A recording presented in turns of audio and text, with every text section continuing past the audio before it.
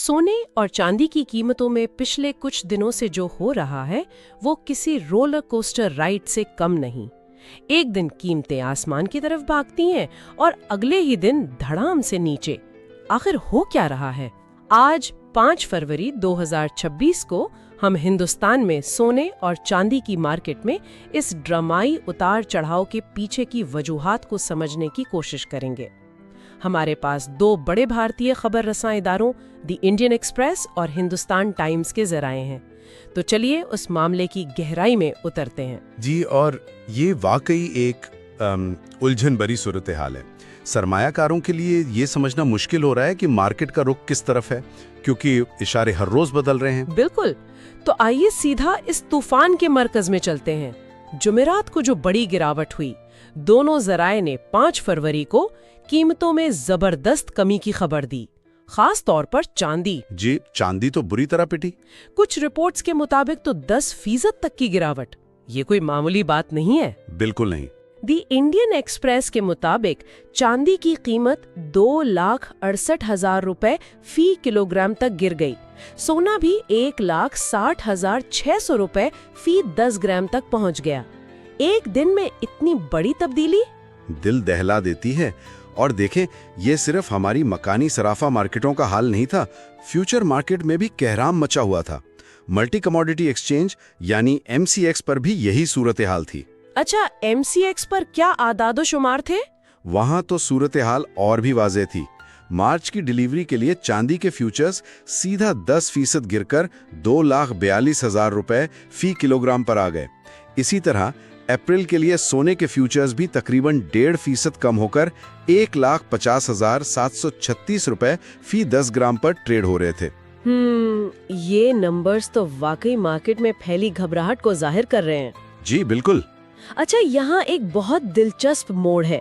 जुमेरात की इस तबाहकुन गिरावट से ठीक पहले मंगल और बुध को मार्केट में एक जबरदस्त तेजी देखने में आई थी। ऐसा लगा था जैसे सब ठीक हो जाएगा, लेकिन फिर सब कुछ उलट गया। आपने बहुत अच्छी मिसाल दी थी। मालियाती दुनिया में इसके लिए एक खास इस्तिलाह इस्तेमाल होती है। हिंदुस्तान टाइम्स ने इसे डेड कैट बाउंस कहा है। डेड कैट बाउंस, ये क्या होता है? सुनने में थोड़ा अजीब लगता है ना? जी।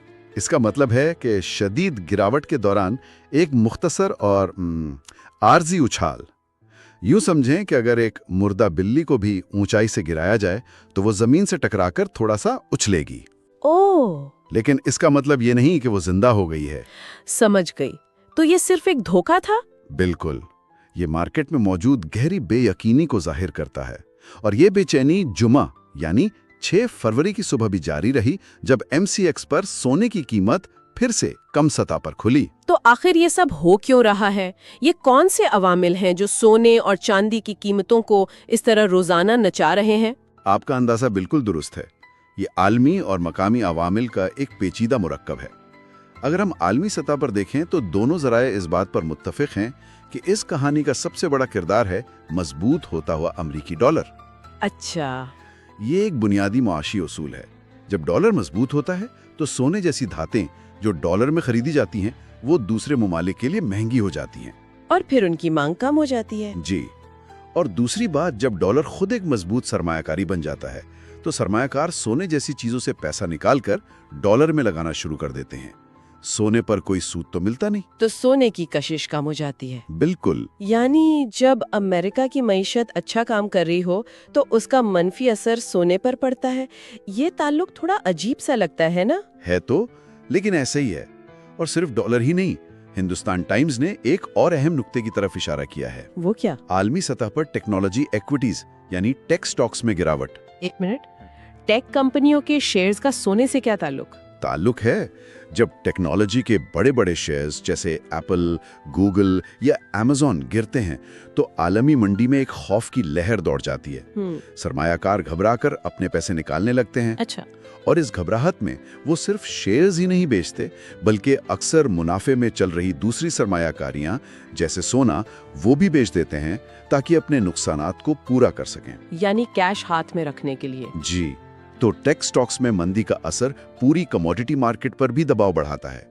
एक तरह का डोमिनो इफेक्ट है। सही। और इसके अलावा कोई आलमी वजह? एक और है, अमेरिका और चीन के दरमियान तिजारती कशीदगी में कमी की खबरें। अच्छा, उससे क्या फर्क पड़ता है? देखें, जब इन दो बड़ी ताकतों के दरमियान तनाव होता है तो दुनिया भर के सरमायाकार गैर यकीनी से बचने के लिए सोने में पैसा लगाते हैं।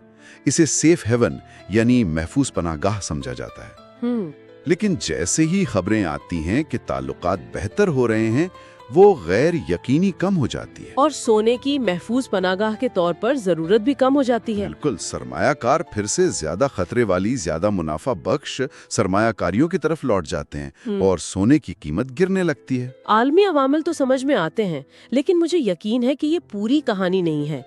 हिंदुस्तान खुद एक बहुत बड़ी मार्केट है, हमारे अपने मकामी अवामिल भी तो होंगे। आपने बिल्कुल नब्ज पर हाथ रखा है। हिंदुस्तान के अंदरूनी हालात का इन कीमतों पर बहुत गहरा असर पड़ रहा है।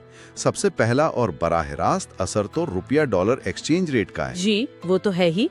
अगर रुपया डॉलर के मुकाबले कमजोर होता है तो हमें उसी सोने के लिए ज्यादा रुपए देने पड़ते हैं और मकामी कीमत बढ़ जाती है। और उसके अलावा दूसरा बड़ा मकामी अंसर है प्रॉफिट बुकिंग, मतलब मुनाफा वसूल करना। जी, ये इंसानी नफ्सियात का खेल है। जैसा हमने देखा कि मंगल और बुध को कीमतें तेजी से बढ़ी, तो जिन सरमायाकारों ने कम कीमत पर सोना खरीदा था, उन्हें लगा कि ये बेहतरीन मौका है। उन्हें डर था कि तेजी आर्जी है और कीमतें दोबारा गिर सकती हैं। बिल्कुल। तो हजारों छोटे बड़े सरमायाकारों ने अपना सोना बेचकर मुनाफा जेब में डाला। जब मार्केट में इतने सारे लोग एक साथ बेचने आ जाएं, तो कीमतें तेजी से नीचे आ जाती हैं। जी, जुमेरात की गिरावट की एक बड़ी वजह यही इज्तिमाई फरोख्त थी। और मकामी मांग का क्या किरदार है? हिंदुस्तान में तो शादियों का सीजन सोने की कीमत तय करता है ना? 100% दुरुस्त। और यहाँ एक बहुत ही दिलचस्प बात सामने आती है जो दी इंडियन एक्सप्रेस ने बताई है। क्या? इस वक्त पूरे हिंदुस्तान में सोने की कीमतें चेन्नई में सबसे ज्यादा हैं। अच्छा, क्यों? वहाँ शादियों के सीजन की वजह से मांग बहुत बढ़ गई है। एक मिनट, ये तो हैरानकुन बात है। यानी सिलिकॉन वैली में बैठा एक सरमायाकार जब अपने टेक स्टॉक्स बेचता है, जी, या वॉशिंगटन और बीजिंग में कोई तिजारती मुआहिदा होता है, तो इसके फैसले की लहरें हजारों मील दूर चेन्नई में शादी की तैयारी करने वाले खानदान तक पहुंचती हैं। आपने इस ताल्लुक को बेहतरीन तरीके से बयान किया है। यही आज की आलमी मईशत की हकीकत है। ये तो नाकाबिले यकीन है। कोई भी मार्केट, कोई भी शहर अलग थलग नहीं रह सकता। अमेरिका में टेक्नोलॉजी स्टॉक्स की फरोख्त का असर बराह रास्त चेन्नई में दुल्हन के लिए खरीदे जाने वाले सोने की कीमत पर पड़ता है। ये वाकई शानदार बसीरत है। चलिए अब जरा और गहराई में उतरते हैं और कुछ ठोस आदातो शुमार पर नजर डालते हैं। आपने कहा कि चेन्नई में कीमतें सबसे ज्यादा हैं। दूसरे शहरों में बहुत ज्यादा फर्क है क्या? जी हाँ, फर्क मौजूद है।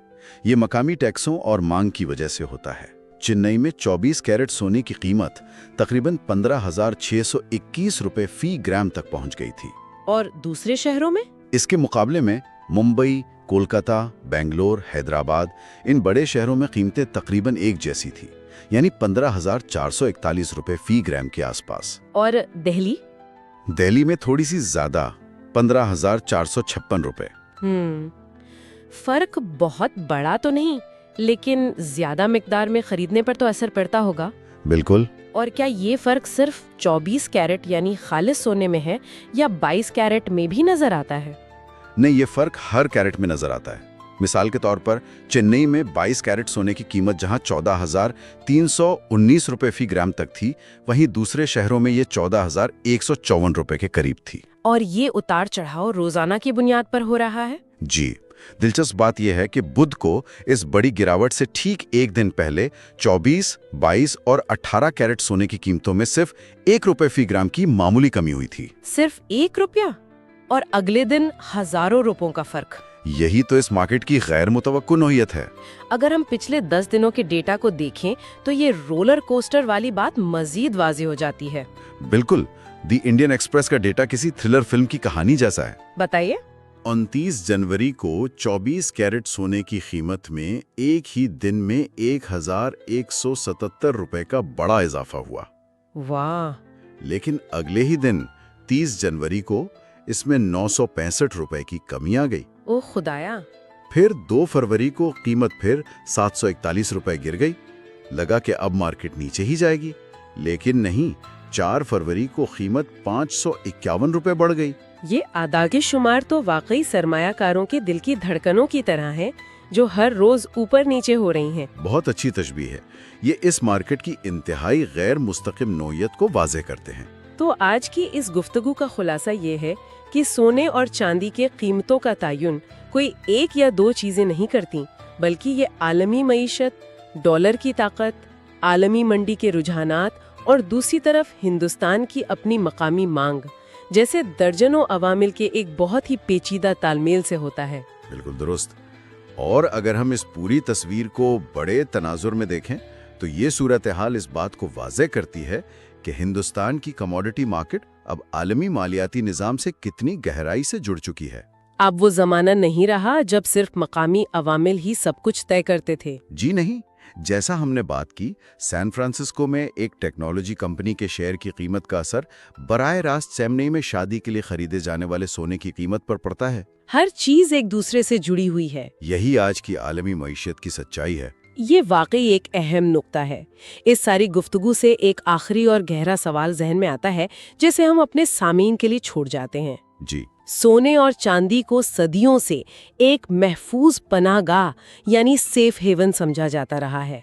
मतलब ये कि बहरान के वक्त उनकी कदर मुस्तहकम रहेगी। दुरुस्त। लेकिन जब उनकी अपनी कीमतों में रोजाना इतना शदीद उतार चढ़ाव हो रहा हो कि वो खूब किसी रोलर कोस्टर की तरह चल रही हों, तो ये सवाल पैदा होता है कि आज की इस इंतहाई मरबूत और तेजी से बदलती हुई दुनिया में एक महफूज असासे की असल तारीफ क्या है। अगर सबसे महफूज समझी जाने वाली चीज ही इतनी गैर मुस्तहकम हो, तो फिर महफूज का मतलब क्या रह जाता है।